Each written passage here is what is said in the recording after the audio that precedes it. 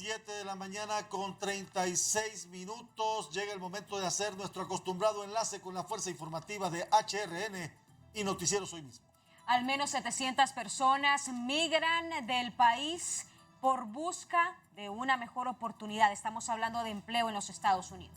Y para ello saludamos a esta hora de la mañana a Cristian Morazán, a Rosendo García y también a Eunice López en esta fuerza informativa entre HRN y Noticieros Hoy Mismo. Buenos días.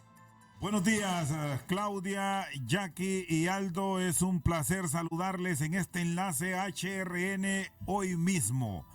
Bueno, las cifras se han disparado en los últimos meses. El registro que se tenía era que aproximadamente entre 300 y 500 hondureños era el movimiento diario que registrábamos de compatriotas rumbo a los Estados Unidos. Algunos de ellos finalmente cumplen su sueño americano, otros lastimosamente quedan a vivir en Guatemala, en México, y otros desgraciadamente fracasan. Pero estas cifras en los últimos meses han pasado hasta 700 hondureños. Lo que más preocupa es que gran parte de estos hondureños que emprenden esta ruta migrante hacia los Estados Unidos es en su mayoría población económicamente activa.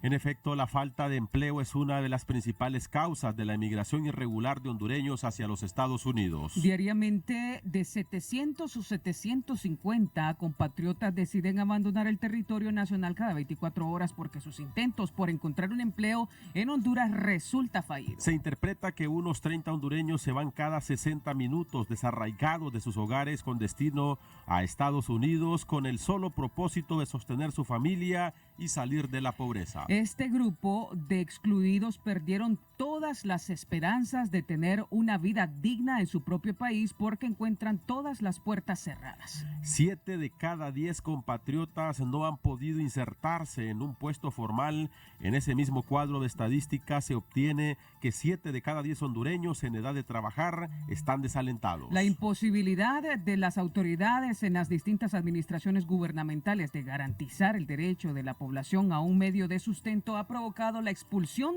de los connacionales hacia tierras norteamericanas. Bueno, se nos está yendo hacia el exterior y particularmente en esta ruta hacia el norte, pretendiendo llegar a los Estados Unidos, la fuerza laboral clave para el desarrollo del país. ¿Hay formas como frenar estos flujos migratorios o la tendencia por las circunstancias de la región del Triángulo Norte es hacia la alza? ¿Cuáles son las consideraciones que tiene al respecto el experto en estos temas migratorios, don Ricardo Puerta? Buenos días, es un gusto saludarlo. Buenos días.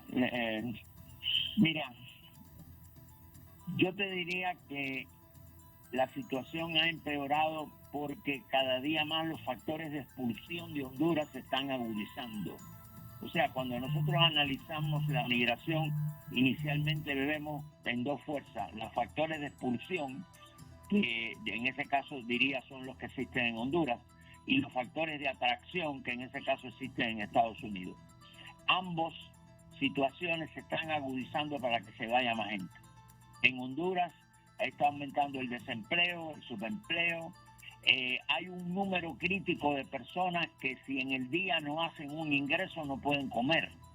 Y eso, estoy hablando de miles de personas que están en esa situación. Entonces, evidentemente tú no puedes estar viviendo con esa amenaza de no poder comer diariamente lo que necesitan tú y tu familia, tus hijos, etcétera. La familia, cuando digo familia, normalmente me refiero a la familia extensa que vive aquí, porque normalmente el hondureño vive no con la familia nuclear, que sería la pareja y los hijos, sino también hay otros adultos, incluso de generaciones posteriores, de generaciones anteriores, y hasta hijos de crianza, etcétera. O sea, hay una serie de factores culturales que existen desde hace mucho tiempo y ahora se han convertido en un problema adicional o multiplicador de lo que estás hablando. Yo te diría que está sucediendo otra cosa muy interesante en Estados Unidos por primera vez, que lo descubre el censo que hicieron recientemente en el año 2020. El censo de Estados Unidos se hace cada 10 años y con los datos del censo que cuentan a todo el mundo, es que se deciden los programas, los proyectos y las inversiones públicas, los mercados, etcétera. En otras palabras, qué se va a hacer en salud, en educación, en carretera, en la infraestructura del gobierno, etcétera, etcétera. O sea que de ahí, del censo, parten una serie de análisis pues, que se deciden millones y millones de dólares, miles de millones de dólares para invertir en todo el territorio americano. Por primera vez el censo de Estados Unidos está reportando que la población rural de Estados Unidos por primera vez ha decrecido, por primera vez en años. Yo te diría que prácticamente es un dato histórico que revierte una tendencia histórica. Siempre la población rural de Estados Unidos había crecido, no tanto como la población urbana, pero había crecido, pero por primera vez no creció. Yo creo que eso agudiza aún más la situación, porque por primera vez en la zona rural no va a haber suficiente gente para levantar cosecha. ¿Y qué medidas, don Ricardo, estará tomando la administración Biden? Porque sumado a este flujo de hondureños que está reportando en promedio que cada hora son 30 los compatriotas que se están yendo, aquí estamos registrando en territorio hondureño el paso de venezolanos, de cubanos, de haitianos y de muchas otras nacionalidades. Y Estados Unidos ha venido impulsando programas para la región con una tendencia a frenar estos flujos. ¿Van a venir mayores restricciones? ¿Estamos a las puertas incluso de suspensión de ayuda? ¿O cómo se va a mover el gobierno de Biden con este escenario? Estamos en una situación contradictoria. Por primera vez, y pues digo por primera vez, pensando que teníamos a Trump antes, piénsalo en términos de Trump-Biden. Trump no pudo cambiar todo lo que quería, pero como en Estados Unidos el presidente tiene una discrecionalidad para establecer políticas que después se pueden revertir con aprobación de leyes en contra o a favor, no se pueden revertir o se pueden afirmar, pero no cabe duda de que el Ejecutivo tiene en la mano la posibilidad de inmediato a tomar decisiones. Esas decisiones Trump normalmente las tomó contra los migrantes, contra la migración. Trump no quería migración, o sea, Trump se movía o se mueve mentalmente en una escuela o en una concepción de que la migración disminuye la identidad nacional, disminuye el patriotismo, aumenta la competencia ilegal de los empleos. Algunos de los argumentos de Trump son válidos, no son tan exagerados como él dice, pero lo que sí es cierto es que esos análisis hay que hacerlo y por lo tanto siempre pegan de alguna forma. ¿En qué situación estamos ahora? Estamos en la situación contradictoria que Biden, el ejecutivo de Estados Unidos, está a favor de la migración, sin duda. Podemos señalar cosas a favor y en contra, pero el balance es a favor. Sin embargo, la institucionalidad migratoria que hay en Estados Unidos todavía está siguiendo las reglas de Trump.